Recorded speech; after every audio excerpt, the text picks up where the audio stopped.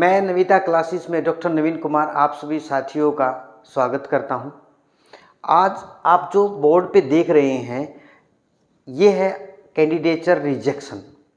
HPSC जो interview conduct करवा रही है पीजीटी के लिए जो इंटरव्यू हो रहे हैं अभी एचपीएससी में, उनमें कैंडिडेट का जो कैंडिडेचर है वो रिजेक्ट किया गया है। अभी हाल ही में जो पीजीटी पोल साइंस का जो कैंडिडेट थे उनको 20 कैंडिडेट को बाहर कर दिया गया, क्योंकि पॉलिटिकल साइंस के जो लगभग मैंने जो काउंट किया था 50 to 60 कैंडिडेट ऐसे थे जिनको रिजेक्ट किया था, लेकिन उनको रिप्रेजेंटेशन के लिए टाइम दिया था।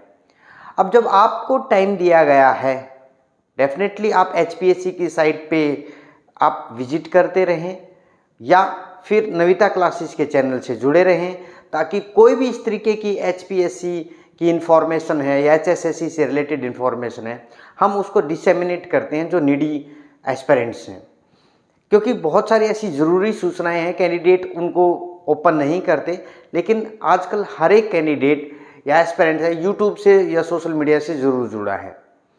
अब जुड़े रहने का इम्पोर्टेंट या रहने फ़ायदा क्या है हम ये बोलें, क्योंकि जुड़े रहने से ये होता है कि कैंडिडेट को सारी इन्फॉर्मेशन टाइम टू टाइम मिलती रहती है। अब मैंने लास्ट वीडियो जो बनाई थी उसमें कैंडिडेट के रिजेक्शन के लिए काफ़ी प्रोविजंस हैं। अंडरटेकिंग पे भी मैंने डिस्कशन किया था कि आप अंडरटेकिंग दे सकते हैं, लेकिन कैंडिडेट अगर वहाँ पहुँचेगा ही नहीं या अपनी रिप्रेजेंटेशन ही नहीं देगा एचपीएससी को, क्योंकि एचपीएससी ने आपको टाइम दिया है तो टाइम के अकॉर्डिंग वहाँ अपनी रिप्रेजेंटेशन दीजिए, या कोई डॉक्यूमेंट की कमी है या आपके पास वो अभी फ़िलहाल नहीं है, आप वेट कर रहे हैं उस डॉक्यूमेंट के लिए, आप अंडरटेकिंग दे सकते हैं। लेकिन ऐसा है कि कैंडिडेट वहाँ पहुँचे ही नहीं, या कुछ कैंडिडेट गए हैं उन्होंने रॉन्ग इन्फॉर्मेशन एप्लीकेशन फॉर्म में फिल की थी, जिनके कारण कैंडिडेट का जो फाइनली रिप्रेजेंटेशन के बाद कमीशन ने डिसीजन लिया है और 20 कैंडिडेट को बाहर कर दिया। इंटरव्यू जो है उसमें उससे पहले उसको बाहर कर दिया कैंडिडेट को, उनको इंटरव्यू के लिए बैठने ही नहीं दिया। ठीक है, अब एक इम्पॉर्टेंट चीज़ यहाँ से हमें क्या झलकती है कि अगर आप 20 कैंडिडेट का इंटरव्यू रिजेक्ट कर रहे हैं तो कहीं ना कहीं प्रॉब्लम है। किसमें? कैंडिडेट में कहाँ पे हो सकती है? डॉक्यूमेंट में प्रॉब्लम हो सकती है, डेफिनेटली एप्लीकेशन फॉर्म में प्रॉब्लम है आपकी, और थर्ड आपकी रिप्रेजेंटेशन है। फोर्थ अभी नहीं समझ में आ रही, हमने डिस्कशन किया, इस पर विचार विमर्श किया जो एस्पिरेंट्स हैं, लेकिन जो फोर्थ ऑप्शन है ये नहीं समझ में आया कि कहाँ पे प्रॉब्लम है। ठीक है, जिन कैंडिडेट के डॉक्यूमेंट है मैं बात कर रहा हूँ अभी, जो मुझे पता चला है कि लगभग ये मान के चले जो रीजन में हम देख रहे हैं कैंडिडेट को जो बाहर किया है, कुछ जो कैंडिडेट है वो आउट ऑफ हरियाणा है, आउट ऑफ हरियाणा। ठीक है, अब क्या है, जैसे मैं बात करूं, अब देखिए कुछ स्टेट में क्या है, जो बीसी है उनकी अलग कैटेगरी है, उन्होंने क्या किया, फॉर्म फिल कर दिया बीसीए में। उन्होंने सोचा कि हरियाणा में बीसीए की जो एप्लीकेशन है वो हरियाणा इसको कंसिडर करेगा, आपको कंसिडर करेगा एज ए बीसीए कैंडिडेट या बीसीबी कैंडिडेट या स्पेशल बीसी। कुछ स्टेट में क्या है, स्पेशल बीसी भी आता है। तो उन कैंडिडेट को भी बाहर कर दिया कि आप हरियाणा के बीसीए या बीसीबी से ही बिलोंग करें, अदर स्टेट को वो मान्य नहीं होगा। ठीक है, ये एक इम्पॉर्टेंट चीज़ है। अब मान के चलिए ये चीज़ें हैं कि आपका जो बाहर कैंडिडेट हुए हैं वो पहला रीज़न एक तो ये है।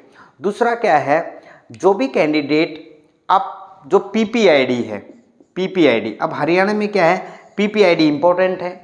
ठीक, क्योंकि आउट ऑफ स्टेट कैंडिडेट का जो वेरिफिकेशन है वो बहुत डिफ़िकल्ट है। आप पीपीआईडी से क्या करेंगे, उनको ट्रैक कर सकते हैं, पीपीआईडी से पहला प्रोविज़न है। या कोई कैंडिडेट ने क्लेम किया है सोशो इकोनॉमिक क्राइटेरिया के लिए, ठीक है ना, उसमें 5 मार्क्स जो हैं उसने उसमें क्लेम किए थे, या किसी कैंडिडेट ने क्या किया, जो थर्ड जो हमें पता लग रहा है वो जो एक्सपीरियंस सर्टिफिकेट है, एक्सपीरियंस सर्टिफिकेट है, क्लेम किया उसने सोशो इकोनॉमिक में, क्योंकि उसमें एक्सपीरियंस के भी मार्क्स लगते हैं, तो वहाँ पे भी उसका वो कैंसिल हो गया है। क्योंकि एचपीएससी के कुछ नॉर्म्स हैं वो उन्हीं चीज़ों को फॉलो करते हैं, या ये बोला जाता है कि जो प्राइवेट स्कूल हैं उनमें आपका एक्सपीरियंस जो है वो मान्य नहीं होगा। आपके गवर्नमेंट स्कूल और गवर्नमेंट एडिड स्कूल का ही एक्सपीरियंस आपका मान्य होगा। ठीक है, अब एप्लीकेशन फॉर्म पे बात करते हैं। डॉक्यूमेंट की हुई ये बात, डॉक्यूमेंट में मैंने कल भी एक वीडियो बनाई थी, उस पर आप जाके देख सकते हैं। मैंने उस पर काफ़ी डिस्कशन किया था कि डॉक्यूमेंट किस किस डॉक्यूमेंट में कहाँ कमी रह सकती है, आप उसमें कैसे रेक्टिफाई कर सकते हैं, और अंडरटेकिंग भी दे सकती हैं, अंडरटेकिंग का प्रोविज़न है। लेकिन कैंडिडेट अगर जाएगा ही नहीं तो डेफिनेटली उसका जो कैंडिडेचर है वो रिजेक्ट होगा। एप्लीकेशन फॉर्म में आपने एप्लीकेशन फॉर्म में बहुत सारी ऐसी चीज़ें कहीं ना कहीं गलती की होगी डेफिनेटली, जिसके कारण आप उस चीज़ को रिप्रेजेंट नहीं कर पाए हैं। ठीक है, अब बहुत सारे जो कैंडिडेट हैं उनका जो एप्लीकेशन फॉर्म उन्होंने फिल किया था उसमें कुछ और नाम है, लेकिन डीएमसी में या मान के चले जो आप कोई भी डिग्री है उसमें नाम कुछ और है। उस चीज़ को रिप्रेजेंट वो नहीं कर पाया कि वो कैसे उसको रिप्रेजेंट करे, उसके लिए स्पेशल सर्टिफिकेट भी बनता है और सारी की सारी डीएमसी में चेंज होता है, लेकिन वो टाइम से नहीं हो पाया तो कैंडिडेट का क्या हुआ, रिजेक्शन हो गया। एप्लीकेशन फॉर्म में ये चीज़ नहीं, एप्लीकेशन में बहुत सारी चीज़ें हैं। ठीक है, अब इम्पोर्टेंट चीज़ अगर आप देखें एप्लीकेशन फॉर्म के अंदर तो आपका जो सब्जेक्ट है, सब्जेक्ट रिलेटेड जो बीएड है, ये सारी चीज़ें उसमें आती हैं। ठीक है, वो चीज़ आपको ज़रूर देखनी है। जो कैंडिडेट अभी इंटरव्यू फेस करने जा रहा है या उसका कमिंग डेज में इंटरव्यू है, तो आप पहले अपने डॉक्यूमेंट एप्लीकेशन जो फॉर्म आपने फिल किया था उसका प्रिंट आउट ले लें, हर एक कॉलम को आप मैच करें, आपने एग्जैक्ट फिल किया है या नहीं किया है अकॉर्डिंग टू 10th क्लास, जो डेट ऑफ बर्थ और जो name and father name, mother name, whatever the column is there, और जो उन्होंने डिमांड कर रखा है उसको एक बार आप जरूर वेरीफाई कर लें। अगर आपके पास प्रॉब्लम है किसी डॉक्यूमेंट में तो अभी भी आप अप्लाई कर सकते हैं, और जब भी कोई ऐसी प्रॉब्लम आएगी एचपीएससी आपकी सुनेगा, क्योंकि आपने एप्लीकेशन डाल रखी है उस चीज़ के लिए। ठीक है, क्योंकि आप अंडरटेकिंग दे सकते हैं। अब रिप्रेजेंटेशन में क्या है, अब जो भी एचपीएससी ने पहले पॉलिटिकल साइंस का टाइम दिया था कैंडिडेट को, तो जब वो 50 से 60 कैंडिडेट को बाहर किया था, उनमें 20 कैंडिडेट को तो फाइनली रिजेक्ट कर दिया, क्योंकि वो रिप्रेजेंटेशन दे ही नहीं पाए। रिप्रेजेंटेशन का मीनिंग क्या है कि उनसे जो डॉक्यूमेंट डिमांड किए गए थे प्रेजेंट करने के लिए, मान के चलिए उनसे कोई कास्ट सर्टिफिकेट डिमांड किया था, या उनसे कोई जॉब के लिए या एक्सपीरियंस सर्टिफिकेट जो उन्होंने क्लेम कर रखा है वो किया था, वो नहीं कर पाए। ठीक है, ये चीज़ें हैं। इसलिए दूसरी क्या है, उन्होंने मान के चलिए वो बाहर का कैंडिडेट है, वो भी सीए में उसने अप्लाई किया, तो उसका क्या है कंसिडरेशन जो है, अब वो डिपेंड करता है एचपीएससी कहाँ करता है। तो इनका जो कैंडिडेचर है, इनका रिजेक्ट होने के बहुत सारे ऑप्शन हैं कि, और ये अच्छी चीज़ भी है कि कैंडिडेट को पहले बता दिया गया आपका जो कैंडिडेचर वो रिजेक्ट होगा, लेकिन ऑन द टाइम आपको डॉक्यूमेंट सबमिट करने हैं। अगर आपने डॉक्यूमेंट सबमिट नहीं किए तो फाइनली आप रिजेक्ट हो जाएंगे।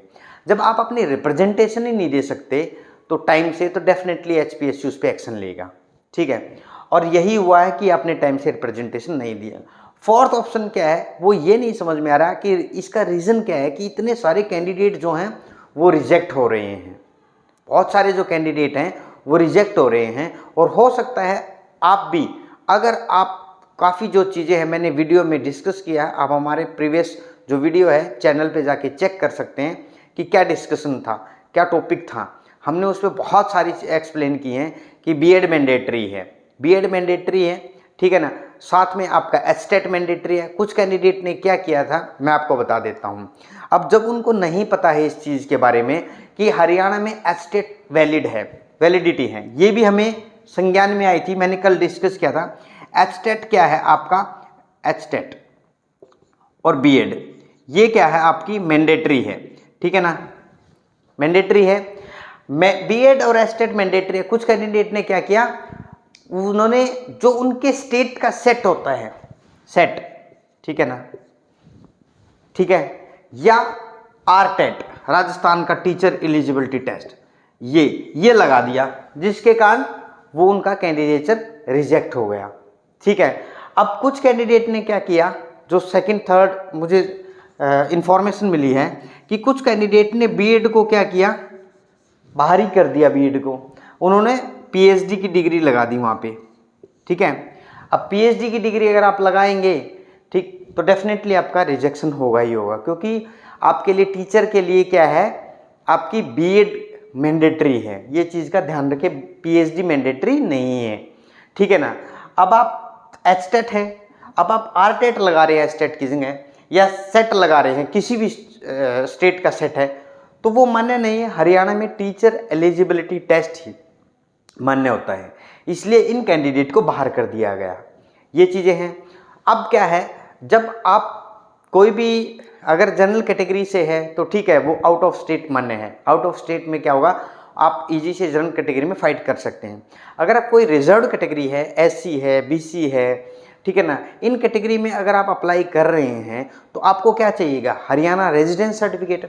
अब जो 4th 5th पॉइंट हमें पता चला है, जो कैंडिडेट के पास क्या है, डोमिसाइल सर्टिफिकेट नहीं है। अब डोमिसाइल सर्टिफिकेट नहीं है, कहाँ से होगा, क्योंकि आउट ऑफ स्टेट हैं आप, इसलिए आप जब डोमिसाइल ही नहीं होगा तो डेफिनेटली आपका क्या होगा, वो रिजेक्शन होगा। ये चीज़ का आपको ध्यान रखना है। आप अपने डॉक्यूमेंट को चेक कीजिए लिस्ट वाइज, जैसे आपने एप्लीकेशन फॉर्म फिल किया है उसको लिस्ट वाइज चेक कीजिए कि एग्जैक्ट आपके फॉर्म जो आपने फिल किया था क्या वो डॉक्यूमेंट अवेलेबल हैं या नहीं है। अगर आपके पास एससी, बीसी में दोनों ए और बी, ठीक है, ईडब्ल्यूएस, ये जो सर्टिफिकेट है ना, जो एप्लीकेशन फॉर्म फिल की थी उसके विदिन 6 मंथ ओल्ड ही वो उन्होंने डिमांड किया था। अभी भी आपके पास टाइम है। जो कैंडिडेट का भी इंटरव्यू आने वाला है, सब्जेक्ट नॉलेज टेस्ट हो चुका है, इंटरव्यू आने वाला है, अभी कुछ का तो सब्जेक्ट नॉलेज टेस्ट 16 इसको नवंबर को होने जा रहा है, तो इसलिए आप भी इन चीज़ों को एक बार चेक कर लें। कहीं ना कहीं ये प्रॉब्लम क्रिएट कर सकते हैं। आप अभी अप्लाई करेंगे तो डेफिनेटली आपका सर्टिफिकेट आ जाएगा और उसको कंसिडरेशन में लिया जाएगा। ये चीज़ का ध्यान रखना है। HPSC ऐसे रिजेक्ट नहीं करता है। अगर आपके पास सर्टिफिकेट अभी भी अवेलेबल है, आपने ओल्ड सर्टिफिकेट लगाया है, तो उससे कोई प्रॉब्लम नहीं है। आप अभी भी अपना सर्टिफिकेट वो बनवा लें, रेडी रखें उस चीज़ के लिए, ठीक है। अगर आपको कोई भी इससे रिलेटेड इन्फॉर्मेशन की नीड है या कोई क्यूरी है या कोई क्वेश्चनिंग है, आप कमेंट सेक्शन में कमेंट कर सकते हैं। नविता क्लासेस में आपके लिए 24/7 अवेलेबल है। आपकी हेल्प के लिए कोई भी अगर आपकी क्यूरी है, क्वेश्चन है, हम उसको बहुत जल्दी से रिजॉल्व करने की कोशिश करते हैं। अगर आप चैनल पे नए हैं, चैनल को लाइक शेयर सब्सक्राइब करना ना भूलें। Thank you all.